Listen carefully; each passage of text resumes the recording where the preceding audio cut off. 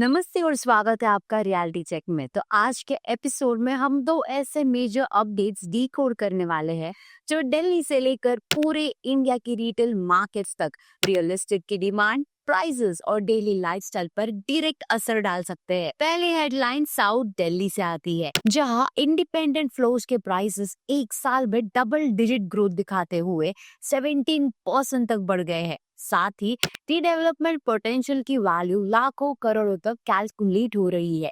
पर क्या ये लग्जरी प्राइस जंप सिर्फ प्रीमियम बायर्स को इम्पैक्ट करता है, या फिर इसका रिपल इफेक्ट मिडिल क्लास और अपर मिडिल क्लास हाउसिंग तक भी पहुंच सकता है?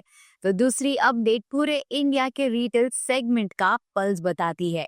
Q3 2025 में रिटेल लीजिंग 65% तक सर्ज हुई है और दिल्ली एनसीआर के साथ हैदराबाद सबसे स्ट्रॉन्ग मार्केट बनकर निकला है। Q3 2025 में रिटेल लीजिंग 65% तक सर्ज हुई है और दिल्ली एनसीआर के साथ हैदराबाद सबसे स्ट्रॉन्ग मार्केट बनकर निकला है।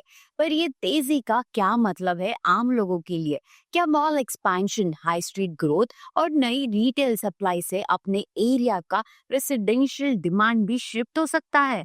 तो आज के एपिसोड में हम ये दोनों स्टोरीज के पीछे का रियल इम्पैक्ट समझेंगे। तो चलिए शुरू करते हैं। एक high value south Delhi update और एक pan India retail market search के साथ। साउथ दिल्ली के लग्जरी हाउसिंग मार्केट में 2025 के थर्ड क्वार्टर में एक स्ट्रॉन्ग अपवर्ड ट्रेंड देखा गया है। गोल्डन ग्रोथ फंड के रिपोर्ट के मुताबिक कैटेगरी ए कॉलोनीज में इंडिपेंडेंट फ्लोर्स के प्राइसेस 17% ईयर ऑन ईयर बढ़े हैं, जबकि कैटेगरी बी कॉलोनीज में 12 to 15% का राइज रिकॉर्ड हुआ है। कैटेगरी ए कॉलोनीज, जिसमें चाणक्यपुरी, गोल्फ लिंक्स, जोरबाग, शांति निकेतन, वसंत विहार, आनंद निकेतन और पंचशील जैसे प्रीमियम एरिया शामिल है, यहाँ पे 2500 स्क्वायर फीट फ्लोर्स का एवरेज प्राइस 10 to 19 करोड़ से बढ़कर 11 to 23 करोड़ हो गया है। बड़े 6000 स्क्वायर फीट फ्लोर्स का प्राइस 19 to 45 करोड़ से बढ़कर 22 to 53 करोड़ हो चुका है।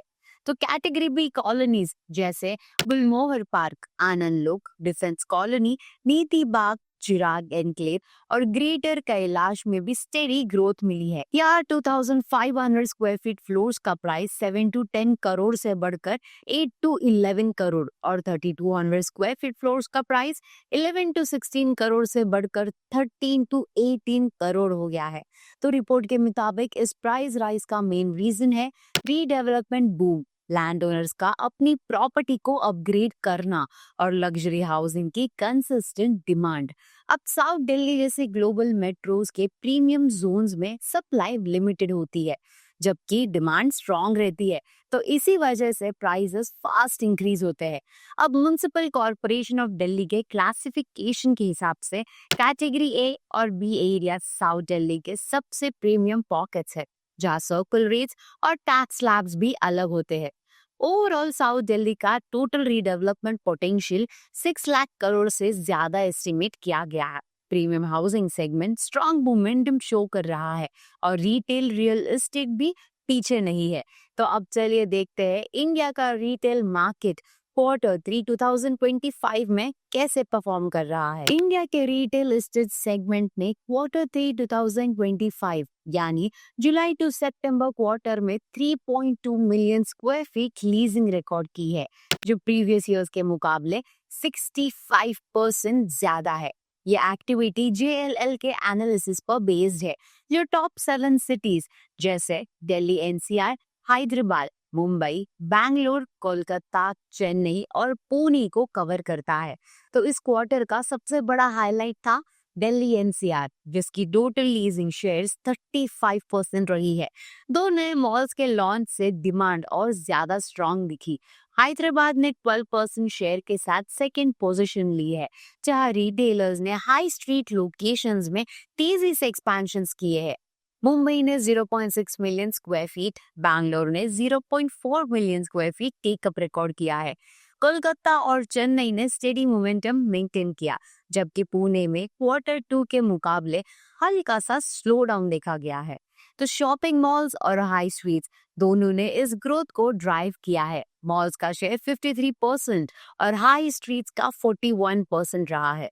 Sector wise fashion and apparel 35%, food and beverage 16% और डेली नीड्स एंड ग्रोसरी 11%। इन्होंने सबसे ज्यादा लीजिंग डिमांड क्रिएट की है।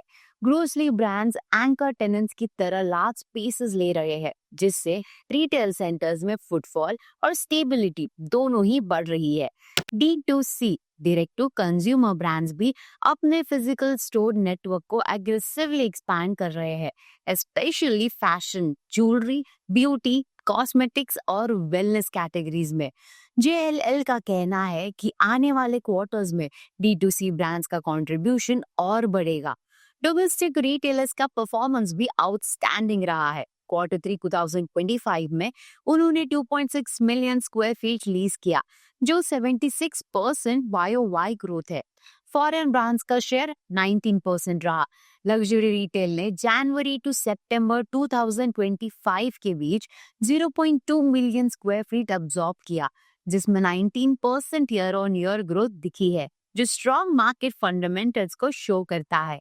तो ये था आज का रियलिटी चेक। साउथ दिल्ली का लग्जरी राइज और इंडिया का रिटेल बूम, दोनों ट्रेंड्स एक ही बात समझाते हैं। मार्केट फास्ट मूव कर रहा है, पर सबसे ज्यादा इम्पैक्ट हमेशा मिडिल क्लास पर ही पड़ता है। आखिर हम जैसे लोग ही तो होते हैं जो EMI, रेंट और फ्यूचर प्लानिंग के बीच हर फैसला सोच समझ कर लेते हैं। अब चॉइस आपकी है। प्रीमियम ग्रोथ वाले जोन्स का रिस्क लेना है या स्टेबल और बजट फ्रेंडली लोकेशंस का सेफ रूट चुनना है। आप किस तरफ झुकेंगे, वैल्यू या कंफर्ट?